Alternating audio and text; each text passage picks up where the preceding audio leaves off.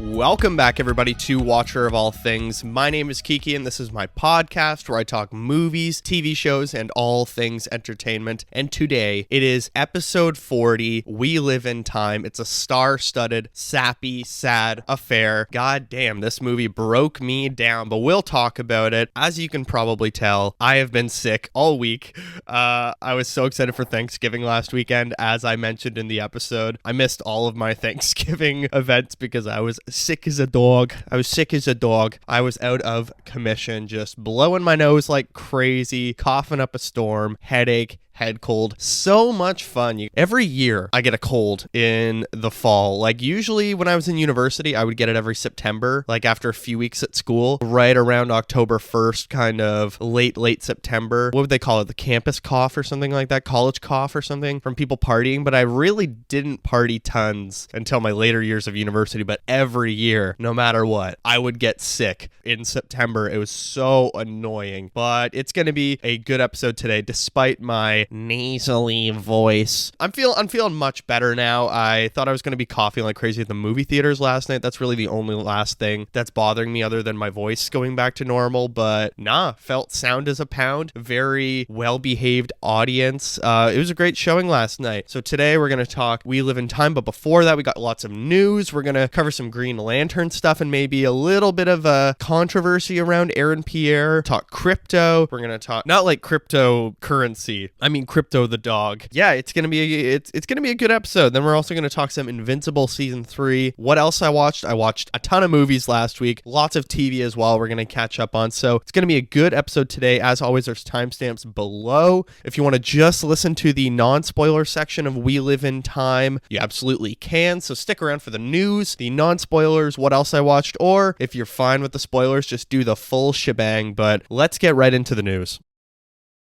Okay, let's start with the Aaron Pierre story. So I think this is also just like a good learning opportunity for everyone, especially, as a white guy, sometimes you don't really understand the purposes and the diversity behind characters, even though Jon Stewart was created by a white man. But I think a lot of the sentiment online is coming from a place of people being excited about Aaron Pierre as an actor taking on this role, but there is a little bit of an elephant in the room. I have this really good article from Omar Holloman, who wrote a really fantastic piece saying Aaron Pierre, Green Lantern, Jon Stewart, and the elephant in the casting room. So he says, after seeing Aaron Pierre in Rebel Ridge, it was impossible to not think it makes sense for him to portray Green Lantern, Jon Stewart. Exactly my thoughts. And he said he's got the size, demeanor, temperament. So while many are excited about the casting, and rightfully, there's a hard light construct elephant in the room that's got to be addressed. Green Lantern, Jon Stewart. Jon Stewart is a dark-skinned superhero that will now be portrayed by an actor that has a lighter complexion. And I know what you're thinking, or maybe this is what you're thinking. I don't know. Some people might get it immediately that this is in fact colorism, and this happens all the time in TVs and movies where a character with dark skin that was purposefully created with like extremely dark skin or a darker complexion is cast with a lighter complexion actor. This is a thing that happens often with dark-skinned characters when they move over to live action. It happens often with dark-skinned black characters, Robert DaCosta, and even more with non-black POC characters, America Chavez. I said a thing that happens, but let's call it by name. Colorism, a common occurrence in casting that not only affects dark-skinned characters, but dark-skinned actors. However, this isn't a reflection on Aaron Pierre or his acting ability. This isn't suggesting that he didn't audition his ass off or that he was handed the role. That man, Aaron Pierre, is going to do a fantastic job. We are simply talking about colorism as a pattern that happens in casting. The creator of the character, pardon me, I forget his name, Paul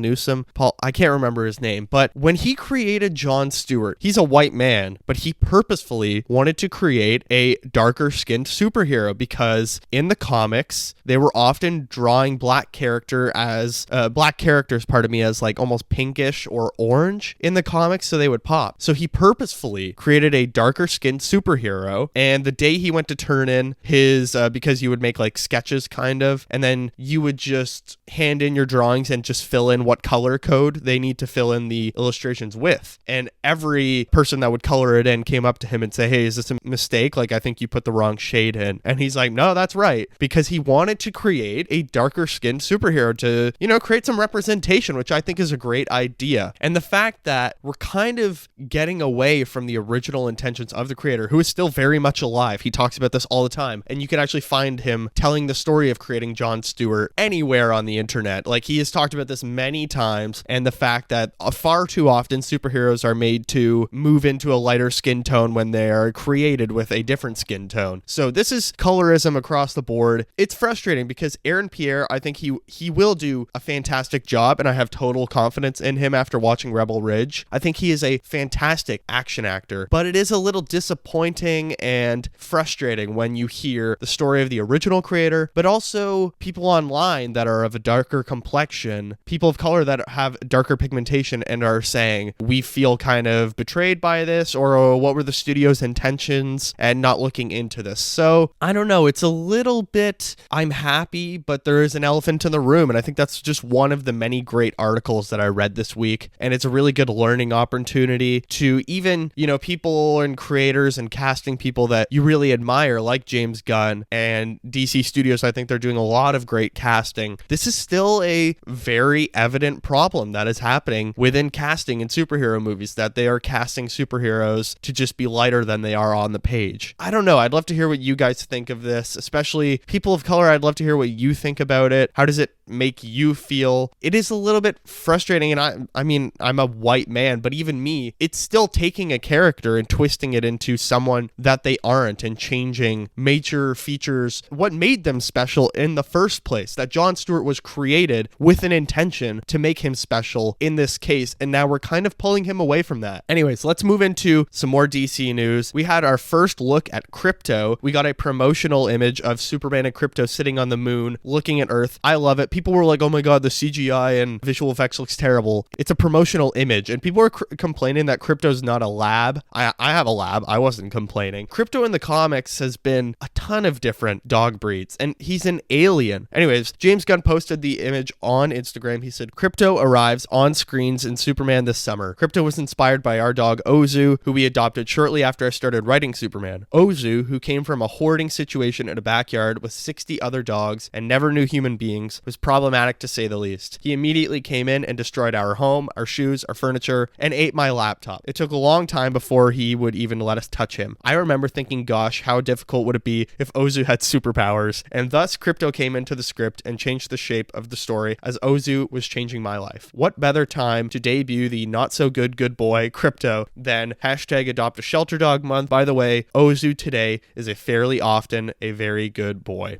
#Superman. I love that. I love that we're getting Krypto not just because they want to see the character, but because this script is really coming from a personal place for James Gunn, which I love. I'm looking forward to that. I mean, adopt, don't shop. Do not just buy your dog. Don't go to breeders and just buy your dog. Adopt your dog. It's the best way to do it, and I love it. I mean, look, I've read a few Superman comics, and I think I've only read one with Krypto, and it's kind of the same fluffy, scruffy dog breed that he is in the promotional image, and I kind of love that we're getting promotional images now, and people are saying that this weekend we might get a trailer for Superman at New York Comic-Con. If we do, I'll cover it next week, or maybe I'll make a video about it on the socials. I don't know, but I love it. I love that we're getting Krypto. It's been confirmed that he's not going to talk, but he is going to be an alien dog, which is pretty great. In other casting news, so I mean, Krypto's not casting, but it's a dog being added. Alana Haim, who people would know from Licorice Pizza, has been cast in The Drama alongside Robert Pattinson and Zendaya. The film follows a romance that takes an unexpected turn into crisis before a couple's big day. Awesome. She was hilarious in Licorice Pizza, a movie I don't think I've ever rewatched. I liked it, but even though there's some questionable parts in it that I'm like,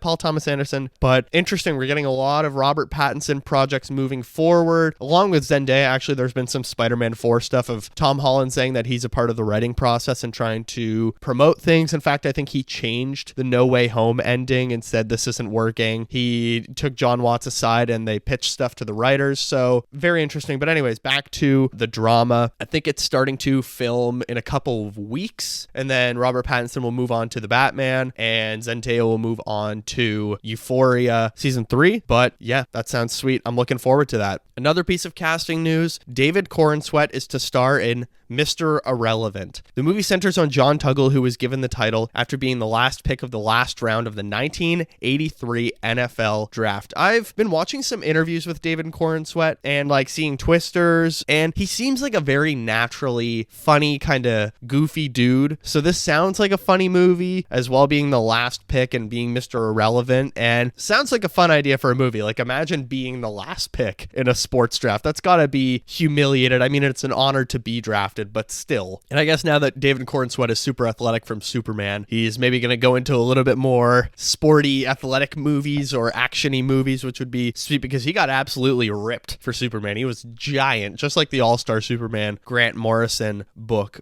Yeah, that looks cool. I think it starts filming next year. I think it's late 2025 it's filming. Maybe before, I'm not sure, but I mean, he's going to be crazy busy with promoting Superman all year probably. I think the plan is for Warner Brothers, they want to do a massive promotional run. They want it to be the summer of Superman, and they're going to really center all the marketing material on hope and optimism and being like uplifting and, you know, a fun Superman movie rather than... There was stuff I liked about Man of Steel, but God, that movie is depressing. Like one of the most sad Superman movies. Well, it is the most sad Superman movie, but one of the most sad superhero movies. Just kind of a bummer. A couple more things before we get into We Live in Time, a movie I'm excited to talk about. The first trailer for the Russo brothers, The Electric State, was released, starring Chris Pratt, Millie Bobby Brown, Woody Harrelson, Ke Huy Quan, Anthony Mackie, Giancarlo Esposito. This looks like absolute dog shit. $320 million is the budget. The promotional art, like, because this is based on a book called The Electric State, and they did kind of concept art. The concept art versus the movie, Jesus Christ. They've absolutely butchered this. I also think Millie Bobby Brown is a terrible actress, and Chris Pratt is just, he's in too much stuff. I'm tired of seeing him. I hope to God he's not in DC. I need him to just be in a universe and not be in a universe that I'm watching. You know what I mean? Like, I'm so thankful he's not in anything Star Wars yet, but please don't put him in. Yeah, this looks terrible. It's got that oversaturated blue Netflix look, like an Ozark or even Rebel Ridge. I think I criticized it as well for how it looks. Yeah, just comparing. Apparently, lots of the book readers are already saying the tone of this trailer is just completely different than how the actual book is. That's a bit of a bummer that they are taking it from being a very slow burn, kind of down and dreary book to a crappy screwball comedy for Netflix. And also $320 million. Guys, what are we doing here? Like, are the Russo brothers just incapable of making lower budget movies? I don't know. Really strange. I think The Gray Man had an extremely large budget. Of course, the Avengers movies were insane. And the two Avengers movies that are coming out next year and the year after, 2026, 2027? I can't remember. No, 2025, 2026 are going to be insane, and their salaries are like $80 million for the two movies. Robert Downey Jr. is getting $90 million. So I think if you get the Russo brothers on a project, adios budget, it's pretty much over with. Like, Jesus Christ. Actually, two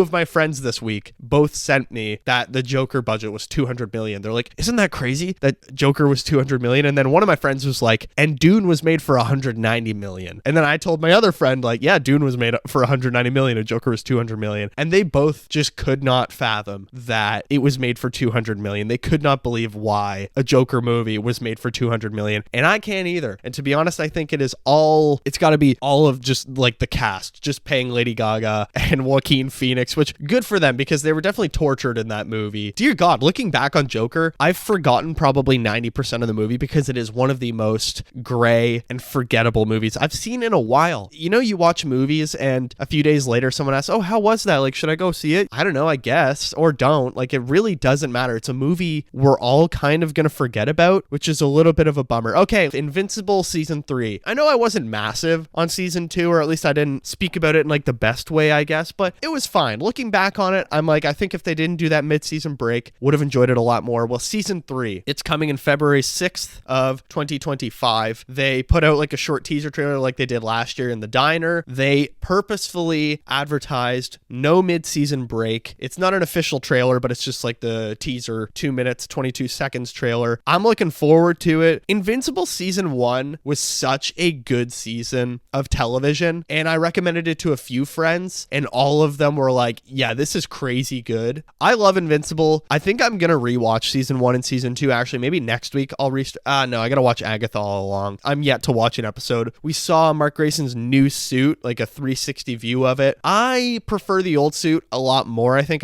the pants on this new one look a little too kind of disconnected for me, but I don't know. It's still a good show. I mean, it's a costume. Who cares? I still think if the writing's good, I don't care how he's dressed. So Invincible season 3, February 2025. Okay, we're gonna move into We Live in Time. As I said, there's timestamps below if you want to just hear the non-spoiler section, or if you're fine with the whole review, that's great too. Come along for the journey. Let's talk about We Live in Time.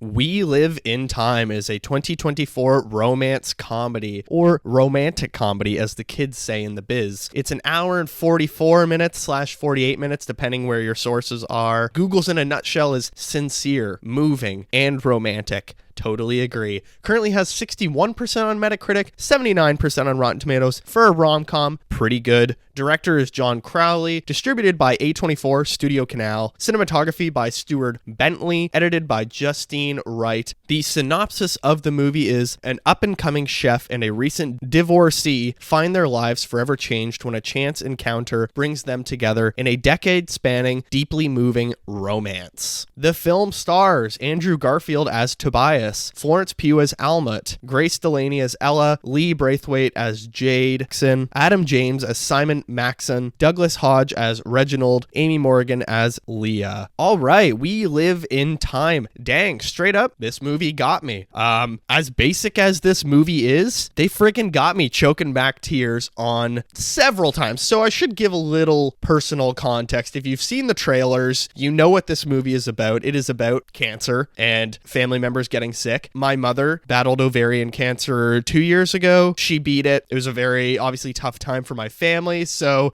going into this movie, I was like, this might potentially be a little bit rough for me. And goddamn, it got me on multiple occasions. I was fighting for my life, but you know what? This was a very cathartic experience for me. And I think I said in my Letterboxd review, I actually really appreciate that. You know, this movie was very basic. It's a very straightforward movie, but it kind of helped me deal with some feelings that maybe I hadn't thought about before, or that I was not processing since our family was kind of moving on. So, or maybe making me realize, damn, I was a little more affected than I thought by that. So I appreciate that for this movie. You know, it is a personal movie for me watching this. So as we do with every review, let's get into the performances. First, I'm going to start with Florence Pugh, even though Andrew Garfield technically has top billing, but I think for me, she is really the heart of this film. Florence Pugh as Alma. She was great in this. I just really enjoyed how grounded she is in this. I think Florence Pugh, in every role she does, she's so good at knowing her limits of where her performance needs to stay. She has such a good meter or barometer. Is barometer the right word? I don't know what a barometer is, but she has such a good knowledge of the limits of how can I push this performance just far enough that it's really going to strike chords in people, but it's not going to go too far that people can feel maybe like I'm pushing a little bit Oscar baity acting, or I'm trying to sell this for more than it is. I think Florence Pugh is just one of my favorite actresses working right now because she's so good at measuring the moment, knowing just the perfect steps to take. She's just phenomenal. Princess Irulan, she's barely in the Dune movies, but every scene she's in, she's dynamite. I think she's so good in the Marvel movies. Midsommar, that movie is just mind-blowing. It was life-changing. Honestly, there's so many times where I'm like, oh, that could be a Letterboxd top 4. I love Midsommar. Yeah, she never feels out of her depth in this. She's such a pro. I love her. And Andrew Garfield, he's great. He plays Tobias in this, her partner and the guy she hits with her car. Look, I'm not the biggest Andrew Garfield fan, and that's not because I don't like him as a person or I find he's fake or anything. I just find with a lot of his performances, he does go a little bit over the top and feels a little overacting and a little melodramatic in a lot of things. Like Tick Tick Boom, there's a combination of Lin-Manuel Miranda, who is probably my least favorite storyteller, director, performer. I cannot stand Lin-Manuel Miranda. Everything he does is so fake and inauthentic to me. Andrew Garfield in that movie, Tick, Tick, Boom, it was just brutal to watch for me. I thought it was a fine movie, but it was like, I would never watch this again. It's so campy and just over the top. But look, he's great in this.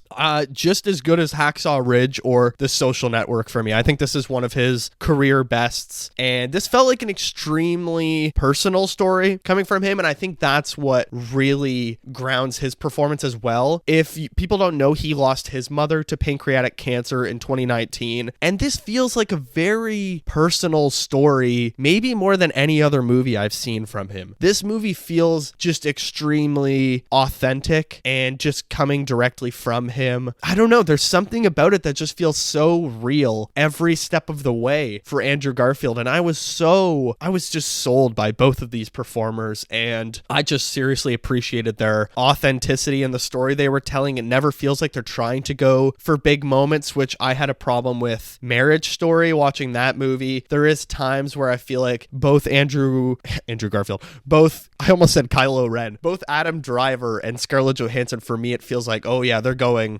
full Oscar bait in some scenes, specifically the big fight scene. I'm like, this is so over the top and just nonsense. But in this movie, they fight, they have tough moments, but they also have extreme intimate moments. Every moment felt so true, authentic. I felt like I was watching a couple that had been together forever, and I felt like I was truly watching soulmates. They have impeccable chemistry, like, oh my god. But they don't just have chemistry with each other, they both feel so naturally put in the story, and they feel so natural with the source material, as if they're just telling their own truth. I don't think I've seen more truthful performances from either of these performers, and it was such a treat to watch. And I have issues with this movie that I'm gonna go into after, but I think the thing I want to praise most about this movie is the performances, because like I said in my Letterboxd review, and so many other people and so many critics I've read have said they are totally overqualified for this movie. It's like bringing a gun to a knife fight. They're just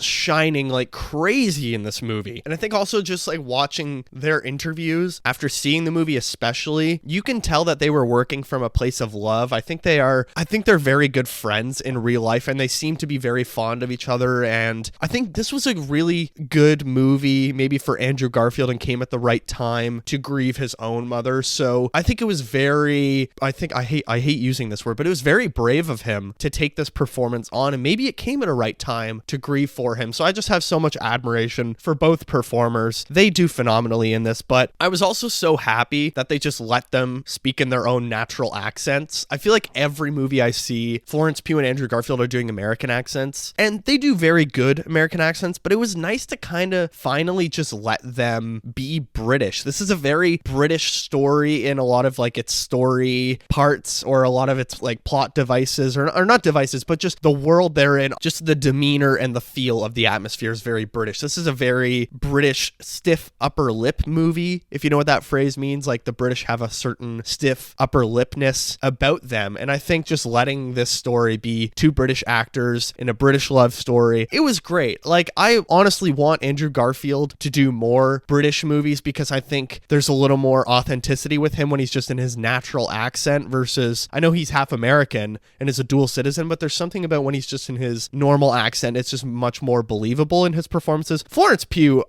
she could do anything. I don't care. She's good as a Russian. She's good as an American. She's good as a Brit. I don't care. She's one of the best working right now. But it was just such a treat to see them be a little bit more themselves and a little more loosey-goosey in a story that I really appreciated. But I also love their characters' backgrounds. Florence Pugh's character is a chef, and like, as a huge fan of Cooking with Flo, it was kind of hilarious to see her cooking on screen. I was like, oh, I bet she's loving this. And she didn't need to do any training probably for this, because she is just a very good chef in real life. And same with Andrew Garfield. He plays this Weetabix employee. It felt super easy for him to just like kind of go into this businessy dude with glasses, and I don't know, it was just their characters were just super believable. I just like that there's a ton of authenticity. Their relationship, however, I'll bring that up. I have problems with their relationship, but I just loved the characterization of them and the choices for their characters of who they were going to be. Okay, let's move on to the story. I have a lot of issues with the story. story, because that's where the problem of this movie is for me. As amazing as the performances are, it's because they're really covering up a lot of plot issues or a lot of the plainness of this story, because this is an extremely unremarkable screenplay. It's nothing special. Like, this movie is really nothing special outside of the performances. I think that's the only selling point, really. By the way, I went to a packed house last night. I turned to my girlfriend. I was like, this is a British rom-com that we're seeing. But that's the power of Andrew Garfield and Florence Pugh. I think there was one empty seat in the whole theater. So it was wicked. I hope this movie does extremely well, because it's a smaller movie. It's a Studio Canal A24 production. The screenplay, unremarkable, but the structure of the story, it is a non-linear story. I did feel like the first 40 minutes, this movie was very messy and kind of hard to catch our bearings, but then it hits this one scene and you can really feel the pace slow down. Yeah, non-linear, I don't know, it's interesting. I think it works at times and it doesn't work at other times. It's a fascinating structure. I think I'll wait till spoilers to really break down the structure. Pacing wise, as I said, like, those first 40 minutes are a little bit jumbled and all over the place, and it's hard to get a feel for who these people are, what this story is going to be. But I don't know, it just then once it hits this certain scene, you really feel it slow down and catch its breath. I do think the last hour and 4 minutes of this movie are much better paced. They just feel a lot more fleshed out, even though they're still lacking some major character points. But I did feel like, okay, now the writer knows where he wants to take the story, whereas the first 40 minutes were kind of scrambling of what threads are we looking to pull here or follow through. It feels like the first 40 minutes they're kind of throwing a lot at the wall and seeing what's going to stick, whereas the last hour and 8 minutes I'm like, okay, I think I know where they want to take this. And the pacing's weird because the movie was only an hour and 48 minutes, and I feel like it really does blow by. There was a lot of scenes where I was like, damn, that was quick. Like, it's over now. And when it ended, I was actually like, oh, that's it. Like, the ending just like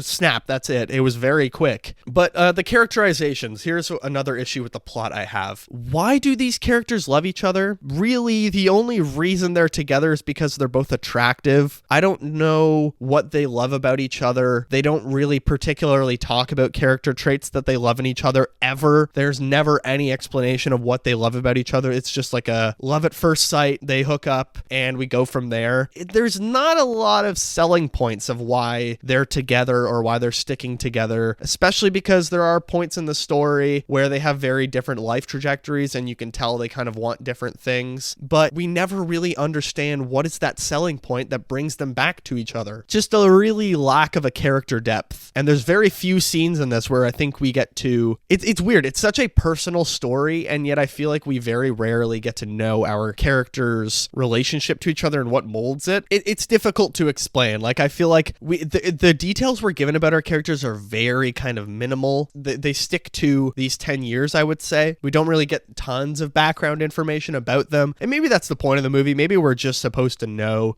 I don't know, like what their life was like in these 10 years, and we're not supposed to know what it was like before, and it doesn't really matter what it was like before because they love each other now. But even in the now, in these 10 years, they're never like, oh, I love your intelligence. I love how caring you are. Do they even say I love you? No, they do. I feel like they say I love you at some point in the movie, but I don't know. There's just not a lot of compliments or like admiration in saying why they love each other. I feel like that's a weird complaint to have about a movie, but it kind of goes into the buyability or the believability and the authenticity of the relationship. These actors are working their asses off to show that they love each other and make this authentic, that they love each other, it's believable, and they do. They really sell it. But at many points, I was like, why do these two people love each other? They're so different, and they have such wildly different backgrounds, but there's no point where it's ever like, oh, that's why they're together. That's what makes them, or that's, you know, the inner loop or the crossover of the Venn diagram of these two people. You know what I mean? And kind of back to the screenplay, there was never really a moment in this movie where I said, I did not see that coming. If you watch the trailer, what you see is what you get. You're really not going to be surprised by anything in this movie, I would say. It's all very predictable. And again, that goes into a quite unremarkable screenplay that just is very classic, sad British movie. And I love these kind of movies. I think they're great. I love these weepy dramas. Like About Time, I think is a much better screenplay, but it's like a pretty bog standard movie, but I will watch that movie every week of the year. I do not care. I love About Time. But this is another movie. We Live in Time. This could be like a double feature with About Time. There you go. Am I going to start doing double features or recommending double features every week? Last week it was The Apprentice and Saturday Night. I thought that was good, but also I would do a different man and The Apprentice, which, by the way, 7 days later, Saturday Night, the movie, I think my opinion has only really kind of gone down a little bit of like, that movie was kind of unremarkable. But anyways, back to We Live in Time. Yeah, pretty unremarkable screenplay that was very predictable and kind of leaves you wanting a lot more from your characters. I think story-wise, there's lots of stuff I loved about it, and there's specifically, I'm going to talk about a few different scenes and spoilers that really affected me and I felt were super effective in the story. I mean, it's a beautifully made film. I think Justine Wright is a great editor. Stuart Bentley does a great job with the cinematography. Oh, hello, mice. I just see a mouse moving across the place. Oh, he's so cute. It's a little black furry mice. That's so cute. Director John Crowley, I think he did a pretty decent job. I don't think there's anything wrong really with like the directing or cinematography. For me, it's the screenplay alone is just letting this movie down, and it's not doing a service to the phenomenal performances. And I think in a much better screenplay, these performances get Oscar nominations if they just have a little bit more to chew on. I don't know, because they're selling the shit out of this movie. They're seriously doing great. I don't know, maybe I'm overhyping Oscar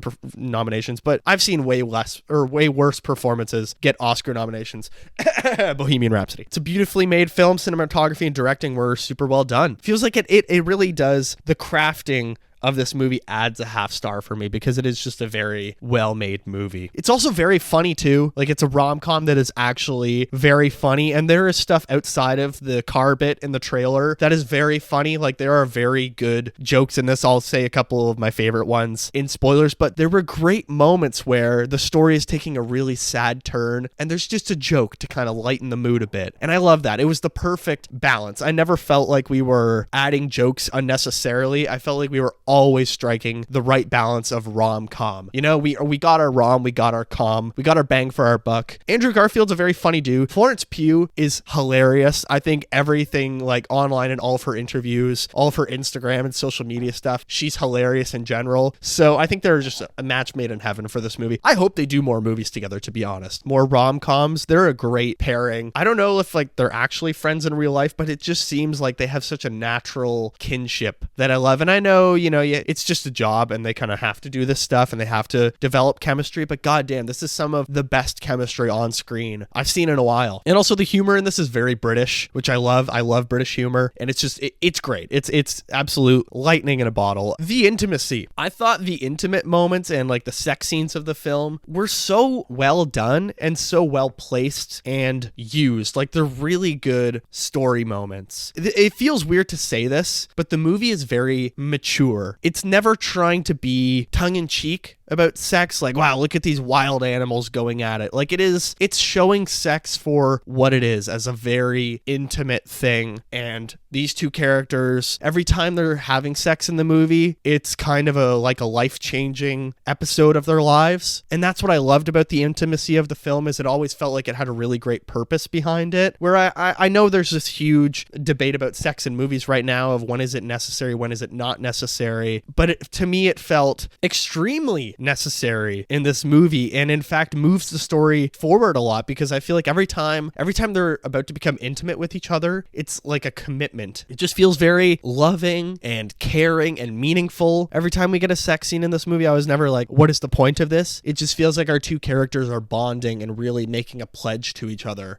I loved it. It just felt very tastefully done the entire movie. And I only mention this because Cinema Joe, his Letterboxd review, he talked about, unrelated to the movie, but why do people always giggle in theaters whenever a sex scene happens? Like, can we not be mature as a society and see that sex is part of intimacy and it's part of storytelling and it's part of life? And it's so true. Like, we don't need to giggle at every sex scene or make jokes about every sex scene. Sometimes it's just part of stories and it's part of people's lives and it moves things forward. My theater was very well behaved last night. There was no giggling during the sex scenes unless there was a joke like during the sex scenes. But this feels like a very mature movie. It feels so weird to say that, but do you know what I mean? Like, everybody's very emotionally mature in this, and I think everyone is being very authentic and real about things. They're not trying to undercut anything with humor in a way that's saying like, okay, but let's not take ourselves too seriously. I think every scene, every emotional beat, the sex the sad stuff of the story, everything is kind of perfectly measuring itself in a very mature way. I was very fond of this movie. Like, there's just a lot of good stuff. I think the screenplay is extremely unremarkable.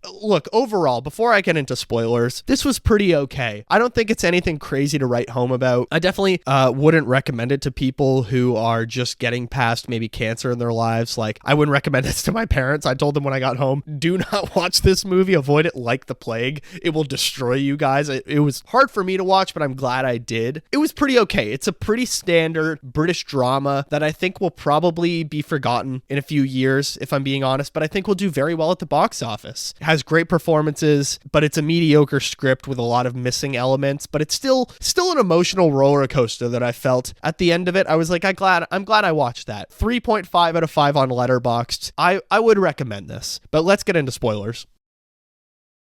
All right, I'm freezing my ass off in the workshop recording this episode. God damn, it's like -3 Celsius every day when I'm getting up now. Okay, spoilers. So I'm trying to understand the narrative structure of this film. So let me break it down for you. Okay, now that we're in spoilers, why is it non-linear? Or what's the projection of this movie? So the opening scene is Tobias waking up by himself. Then we're immediately met with a memory of him being fed this parfait by Almut in bed. So I think he woke up, had that memory, and then we're getting these chains of memories of their life together until the end of the movie is Tobias alone with their daughter. It cuts to the same bedroom or like all around the house and stuff like that. He makes the same dish with his daughter, which absolutely wrecked me, by the way. Holy, I was fighting for my life in the theater. So in my eyes, the narrative structure of this movie is we see him wake up, he has one memory, and then he's having like flashbacks to all of these different memories. And perhaps that's why it's non-linear, because he's just remembering random things and kind of jumping through time,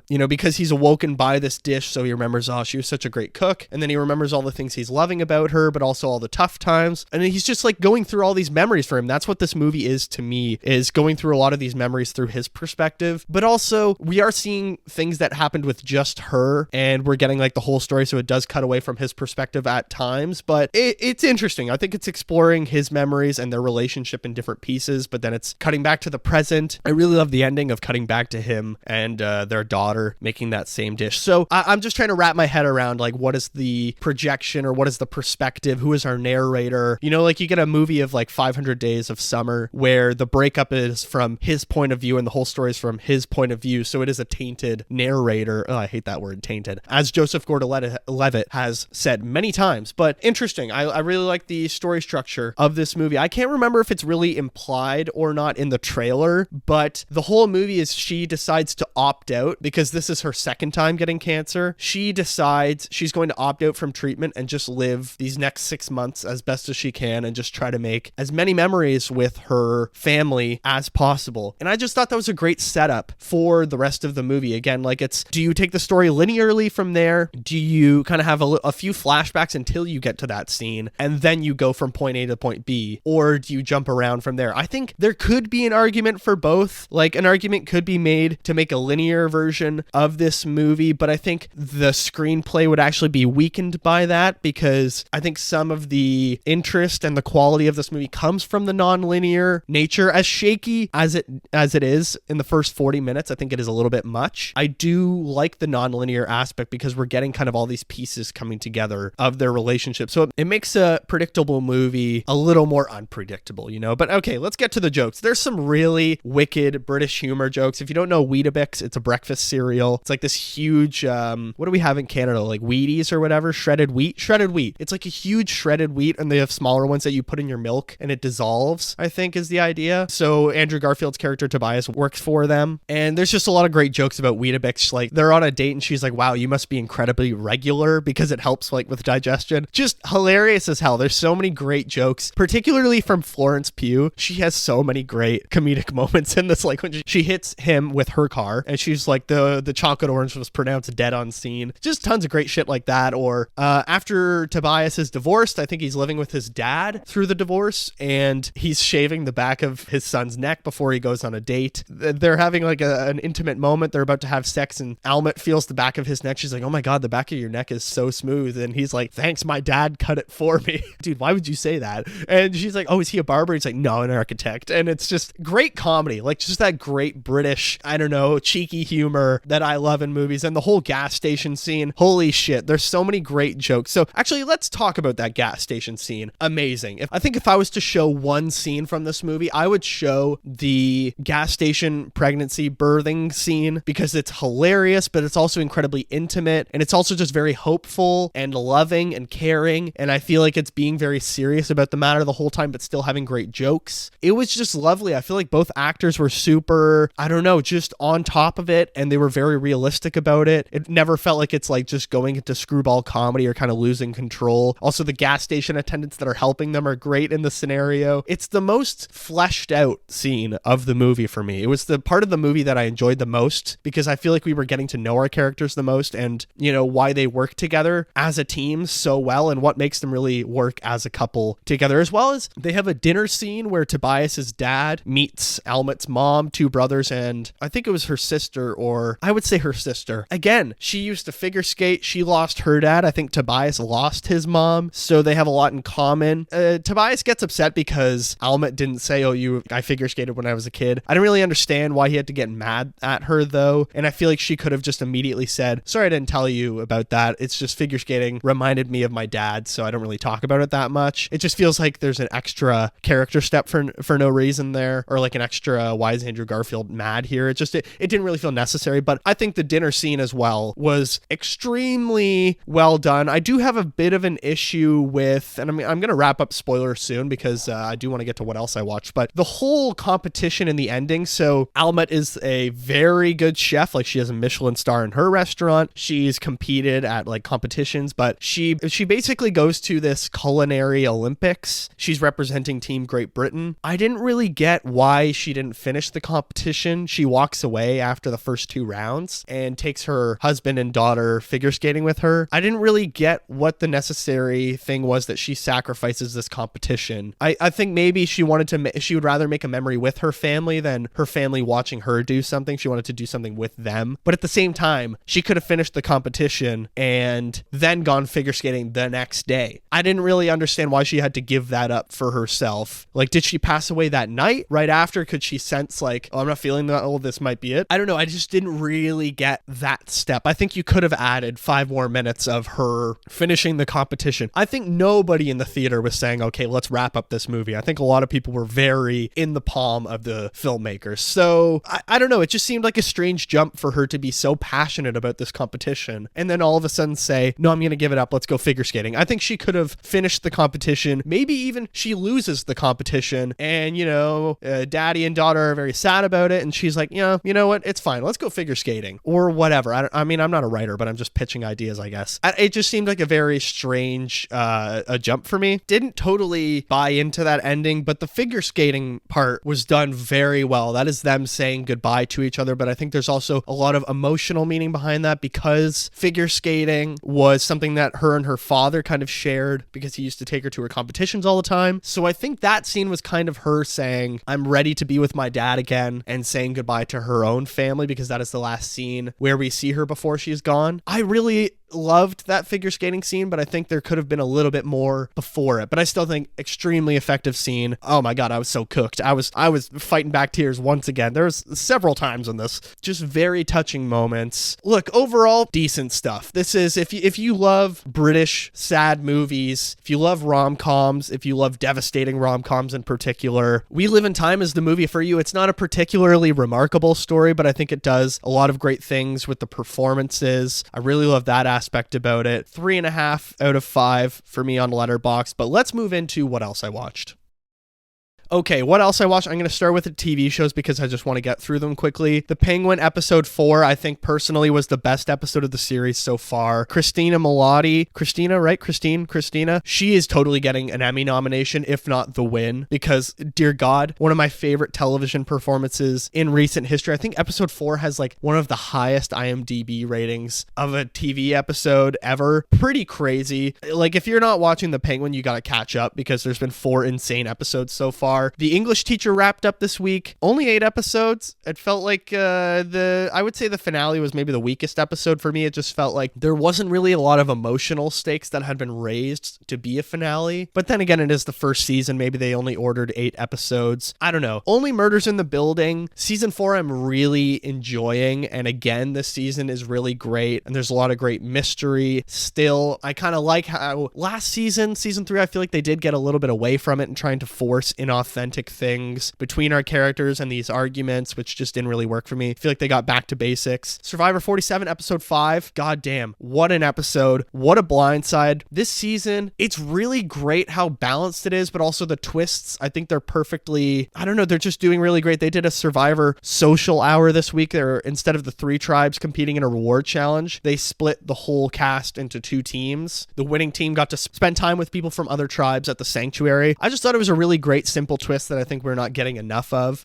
that interaction, apart from the journey where that's only 3 players getting to interact. I really love that this was half of the cast gets to interact, but damn, Annika, that was rough. When she got voted out, that was very Kelly, a Blue Kelly from season 45 reaction. She was pissed. She was crying. Just a classic Survivor blindside. I think she really had no clue she was going home. And kudos to Andy, because I think he's actually turned it around quite a bit and he's really improved. Last thing I watched was John Mulaney Presents Everybody's in LA. It was like a variety talk show he does on Netflix. It's pretty funny, other than Jerry Seinfeld in the first episode. Cannot stand him, but decent. Okay, let's move on to movies, because I did watch a few movies. Halloween, but the 2018 version, or the 2018 reboot or continuation, you know? So we're going on the continuity of the first one and then the new ones. It's pretty good. Like, for a legacy sequel, I enjoyed it a lot. Michael is scary and, you know, nuts in it. I just love that Jamie Lee Curtis is playing a psycho in it. Like, she is fully, and rightfully so, she's gotten very defensive. Then I watched Mary Poppins from 1964 with Julie Andrews for the first time last weekend. Magical. I loved it. It was so charming and fun, and the songs are great. The kids are so adorable and like, please, Mrs. Poppins, may I have a lolly? And it's great. It's so magical, and she's so like stern but charming and funny. Dick Van Dyke is hilarious in it as well. Just great. If you haven't seen Mary Poppins, which I feel like I'm one of the very few people that hasn't, would totally recommend. Okay, my voice is starting to run out, so a couple more things. I have 4 more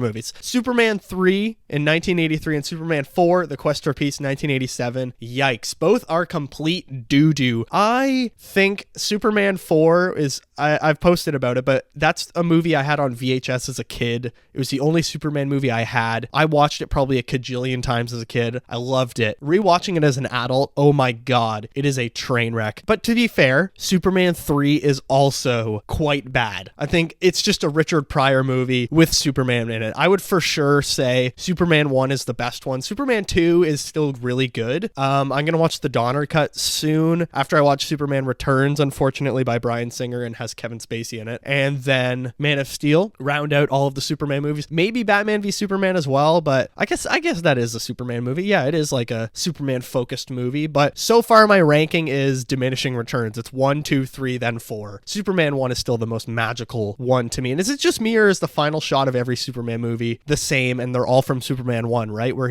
the sun's breaking over Earth and he kind of rotates into the sky. Were they all taken from the first one? I don't know. Sound off in the comments. 2 more things. Justice League, Crisis on Infinite Earths Part 2. It's the animated Tomorrowverse movies of DC. Really not good. Too much stuff happening. Too many characters. So hard to understand all the motivations, and it never feels like any storyline is really fleshed out. I'm not a big fan of these, and I'm happy they're over with the Tomorrowverse. I think they should really reboot the DC animated universe and really go with a new animation style as well. I'd actually love if they took the Caped Crusader Batman and kind of developed a Justice League universe off of that and had an old-fashioned Superman. You can have like Mr. Fantastic, Martian Manhunter, Wonder Woman. It was kind of like that one Justice League movie, Justice League Frontier, or First Frontier, Front, something like that. It was an old-timey World War II-ish era time. Really like that one. And then final thing, Drive Away Dolls. It is one of the Coen brothers made that movie. It stars Margaret Qualley and what's the other performer's name? I can't remember her name, but she was good. Margaret Qualley's, and apparently it is Qualley and not Quayle, which I had no clue, but there you go. Her accent is completely awful in the movie. Oh my god. But also just the movie itself just really wasn't my thing. I get why people would like it, but to me, the comedy was just never really right and always felt very too screwball-y and never felt like authentically comedic. It felt like they were always trying to be funny and not just doing things that were funny. That's been what else I watched. What am I going to watch this weekend? Well, nothing really. I'm going away this weekend, so Sunday night I'll watch The Penguin, but other than that, I'm kind of grinding through Heretics of Dune. I think I have 6 or 7 hours left in the audiobook, and I'm following along with my pages as well because I need like the physical copy in front of me to be able to understand. And yeah, it's fine so far. I think Heretics of Dune is probably my least favorite one of the series, definitely. So far, it just feels very not what Dune was at the start. It's way more philosophical, and I get that it was part of what was going to be a new trilogy, but to me, Dune, the first book of Dune, and Dune Messiah are definitely the best ones. They're action-packed. They both touch on great philosophical, ecological, and all the great action-y sci-fi stuff that I love. But that will be what else I watched. And I think that is going to do it for episode 40, We Live in Time. Isn't that psycho that we've already done 40 episodes? And once again, thank you all for the downloads, the YouTube comments, subscriptions, all the love you're sending me on social media. Lots of great interactions, and I'm loving it. So I look forward to hearing from you once again. Thank you as well for bearing with me today. I've been feeling so crappy all week. Like just yesterday I went on my first run since July, and as I've talked about before, I've actually been injured for 18 months. And I'm going over my x-rays next week, so we will see what happens, but thank you all so much. This podcast has just been really great for me to really put my energy into something that I'm having fun with, I can be creative with, I can be passionate about. I'm loving it. This is the most fun hobby I've ever had other than running. I'm seriously loving the podcast so much. As always, please rate, review, share the podcast on all of your streaming platforms. Give it a 5-star review. Write a review down below, and it might even be read on the show. You never know. And we are on Spotify, Apple Podcasts, Amazon Music, Acast, everywhere that you get your top-notch podcasts. We are also just on YouTube, though, if you're a YouTube Premium user or you just like listening to things on YouTube, you know. So please go and like, subscribe, comment on the YouTube channel. Please like the podcast as well. I post tons of shorts on there that are from my social media as well, if that's how you get your screen scrolling time. You can also email the show, watcherofallthings@gmail.com. Get in touch with me that way. We're also on social media. TikTok, we are watcher.of.all.things. On Instagram and Threads, we are Watcher of All Things. So at watcher.of.all.things on TikTok and at Watcher of All Things on both Instagram and Threads. Go blow up the social media. I post tons of stuff there. I posted a funny rewatching a childhood video yesterday. Please comment what's a childhood movie that you rewatched as an adult and turns out it was absolutely terrible. I'd love to hear from you. Letterboxd. You can follow my personal Letterboxd account. It is KikiJ70. That's KIKIJ70. Go see my 2024 ranked list. Go see where We Live in Time ranks on there. I've now seen 52 movies this year, new releases, but I think I've watched 128 just movies in general this year on Letterboxd. So yeah, go check out the Letterboxd. Go blow it up. I'll give you a follow back as well, of course. Get in touch with me. What did you think of We Live in Time? Just another British romantic comedy, sad, or was it something different? What was the selling point for you if you liked it? Or if you didn't like it at all, tell me why you didn't like it. What did you think? I'd love to hear from you. As always, thank you for the support. Next week, literally no clue. The Anora release date is so confusing. It was originally supposed to be October 15th, then it got pushed to the 25th. Now apparently it's not coming out till like November 1st or November 8th maybe. So I don't know. Next week, Venom 3 comes out. Smile 2 is out. So I don't know. Stay tuned to see what we talk about next week. But thank you all so much for listening. All the love, and I will see you in the next one.